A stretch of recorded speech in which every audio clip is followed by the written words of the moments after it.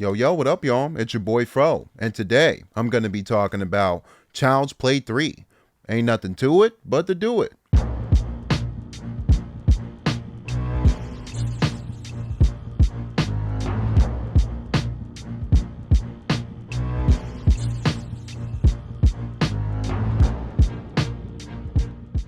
I'm in a strong minority here, but I've always loved Child's Play 3. It does have a pretty goofy plotline, and I can see if some moments are laughable for some viewers. But I'm a fan of this movie, and call me crazy, but I might have 2 and 3 neck and neck as my favorite Chucky film out of the franchise. Andy Barclay makes a return, but this time he's around 16 years old, and he's replaced with a different actor, Justin Whalen, who you might remember from Serial Mom and the 2000 Dungeons and Dragons movie that wasn't so great. This time, Andy gets enrolled in military school. Things get worse when Chucky pops up at the school looking to kill Andy after finding a young cadet named Tyler who he views as a better candidate for possession. It's harder for Andy to blend in the army, especially when we have Lieutenant Colonel Shelton breathing down his neck and berating him with every chance he gets. Andy does eventually gain a friendship with a nerdy cowardly guy named Whitehurst and a love interest named Kristen De Silva.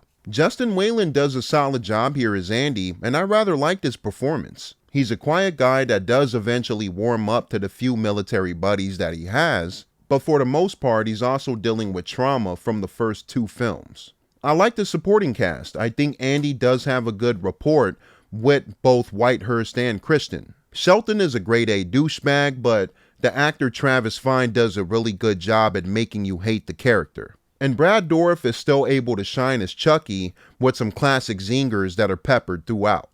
Where are you, you little shit? Now moving on to the kills, there are a couple standout sequences for me. It's not a gory kill, but it's pretty gnarly. There's a scene where Chucky tricks a garbage man into going into his own truck, and Chucky pulls the lever, the thing smushes the garbage man, we see his hand poking out, and we hear the bone snap, and it's pretty grotesque. It's not bloody or too graphic, but I remember that being a standout for me, definitely with some of my earlier viewings too. And the garbage man is rather likable from what I remember too. Near the middle to the end of the movie, the school is divided into 2 teams, 2 colors, and they call it the War Games, and it's pretty much a big paintball fight. And I liked how Chucky switches out the paintballs for live ammunition. This ought to slow the pricks down. Spoilers, but Shelton's death is pretty brutal when the other team pops up on him near the end of the movie, and they shoot at him not realizing that it's actual live ammunition. So it's a pretty brutal and kind of sad death for a character that I initially hated, and his send-off was pretty messed up. And spoilers again, but I always found the demise of Whitehurst, Andy's cowardly friend, to be pretty sad. He makes a few choices here and there that make you groan, but when we get to the finale, he makes a rather heroic sacrifice for Andy. He saves his life when Chucky throws a grenade. Whitehurst is the only one that notices this, and he jumps on the grenade and it blows up. Probably the saddest death of the whole franchise, in my opinion.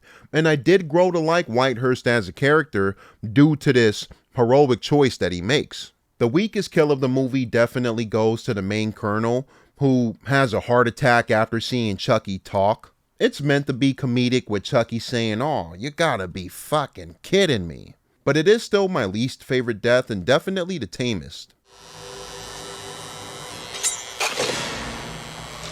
Presto, you're dead.